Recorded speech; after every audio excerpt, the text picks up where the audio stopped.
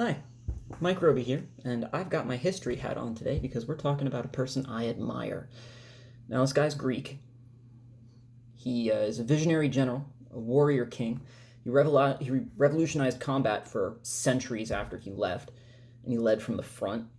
He was a pragmatic diplomat in that he convinced multiple foreign powers to elect him leader. He united Greece for the first time in history under a federation, not a conquering empire. That's some pretty good diplomacy right there. He also was an incredibly effective governor in that he brought his country back from the brink.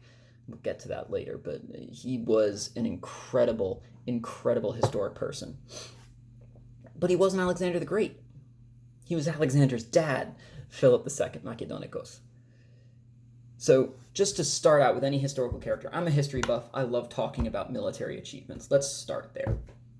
According to Richard Gabriel, foreign professor at Royal Military College of Canada, the phalanx Philip invented revolutionized combat in Greece, not just in the immediate future, but for 200 plus years after his death.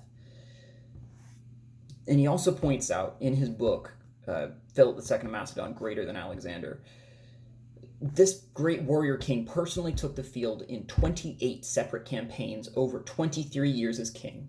He won 11 sieges, countless battles. This dude was only ever defeated once. And was seriously wounded and presumed dead on at least 5 separate occasions. And he captured 45 cities, all while leading from the front. This guy was first into battle, first over the wall. And while there are a lot of Greek generals, just to name 3, Themistocles, Pausanias, and Leonidas, very few went on to be great diplomats as well. So let's talk about his diplomatic skill. So Polyaenus, a Macedonian writer 400 or 500 years after Philip died, wrote that in his dealings, his practice was in those struggles to give assistance to whichever power applied to him for it. Basically, he never invaded without permission. Yeah, I know. And his victories were never marked with devastations, in that he didn't destroy conquered peoples. When he captured Athens, or when Athens submitted to him, more accurately, he allowed them to keep their democracy. He didn't interfere with their government. He didn't need to. And so his divide and conquer strategy that he employed a lot led to him being elected to multiple foreign leadership positions across Greece, just 2 right off the top, the Thessalian League and the Amphictyonic Council.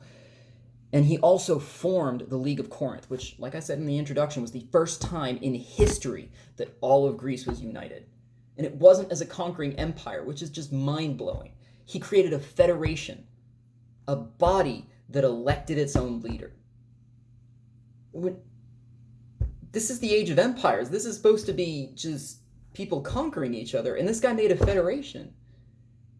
And he had to be both an incredible general and brilliant diplomat, because when he came to the kingship, Diodorus, writing in the 1st century CE, tells us that Macedonia was in the middle of no fewer than 6 crises, 4 separate invasions.